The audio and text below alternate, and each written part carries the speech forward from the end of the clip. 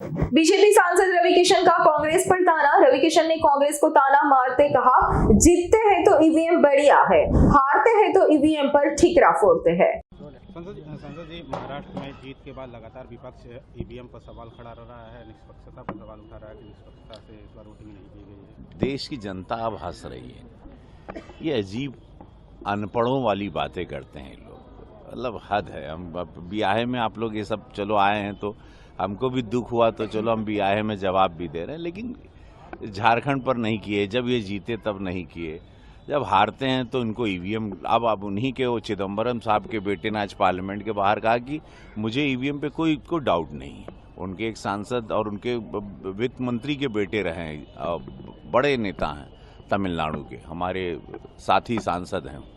उन्होंने कहा हमको नहीं, जिसको होगा ईवीएम पर। मतलब ये सब अब इसी वजह से लोग हार रहे हैं। देखिए, यही बचकानी बातें जब आप करोगे तो आप बकलौल टाइप के लगे, हम लोग बोका भी कहते हैं, ये सब बोका टाइप का बात है कि मेच्योरिटी अब राजनीति का लेवल यशस्वी प्रधानमंत्री मोदी जी ने इतना लंबा खींच दिया है कि इस तरह की बचकानी बातों से बचना चाहिए। तब आप हार का सामना, आप कांग्रेस की जो हार हुई, हम लोगों का स्ट्राइक रेट देखिए भाजपा का क्या रहा, इन लोगों का क्या स्ट्राइक रेट रहा, ये लोग किस लेवल पर चले गए हैं। अब ये खत्म हो जाएंगे। मतलब ये जहां भी कांग्रेस, मोदी जी सही, जहां भी कांग्रेस जिसके साथ भी जुड़ती है उसको लेके डूबती है। अभी ये सिचुएशन इनके आगे, उसमें अब ईवीएम पे ठीकरा फोड़ना। जीतो तो ईवीएम बढ़िया है, ईवीएम को चुम्मा लेते हैं, और जैसे हारते हैं तो ईवीएम को गरियाते हैं। गलत बात है।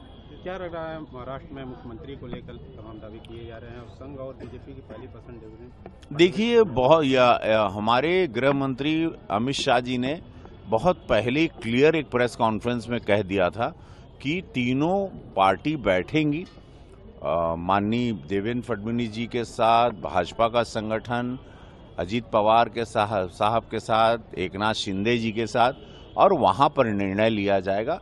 तीनों के साथ बैठ के तय होगा कि कौन मुख्यमंत्री अगला बनेगा। तो ये है कि महायुति में बहुत एकता है, बहुत एक विचारधारा है, और उस हिसाब से डेफिनेटली तीनों की जो राय होगी वही सर्वमान्य होगी। महाराष्ट्र के बाद यूपी चुनाव हुआ, उस पर भी ऐतिहासिक रहा। देखिए, यूपी का चुनाव ऐतिहासिक रहा। 9 में से 7 सीटें बता रहे हैं कि 27 में हम लोग ऐतिहासिक जीत की ओर जा रहे हैं। और बहुत ही ये जो सनातनी जागरूकता आई है युवाओं में, महिलाओं में, बेटियों में, बुजुर्गों में, जो अचानक से एक उछाल आया है उस भावना को लेके जो दबा के रखा गया था, तो वो एक बड़ा काम आया। और यही कि बटोगे तो कटोगे के साथ यशस्वी प्रधानमंत्री मोदी जी का एक है तो हम सेफ हैं। ये बहुत साफ बात, जो कभी कोई साफ नहीं करता था, उस साफ बातों का आप रिजल्ट देख रहे हैं कि सबको लगा कि हम लोग ब्राह्मण, पासी, यादव, मौर्य, कुशवाहा ना बने, हम लोग एक रहें, हिंदुओं में बटे नहीं।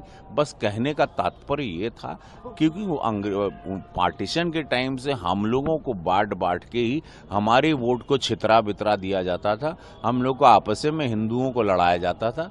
तो कहने का ये तात्पर्य था मोदी जी का और पूज्य योगी महाराज जी। અમારી તમામ માહિતીથી અપડેટ રહેવા માટે જોડાયેલા રહો S9 ન્યૂઝ સાથે।